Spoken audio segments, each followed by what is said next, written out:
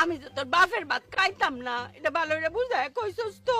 কালি বুঝানি না মা, তারে সিদ্ধান্ত দিয়ে আইছি এবং বেড়া সেটা মানছে। এমনি মেনে লিছে মাননের মানুষ সে থ্রেট করছি মাইনা লন লাগবো নাইলে বাইরে আলবাম আমার মা রে লাগলে বিধবা বানায়াম তো সিদ্ধান্ত মাইনা লিতেব মেনে লিছে না কি সিদ্ধান্ত কস না করে? বুঝি না চাইছো আম্মা ওই যাই তুমি কইছো না যাবার ভাত খাইবে না আমরা কইছি না আমরা আম্মাই তোমার ভাত খাইতো না তাই তো না।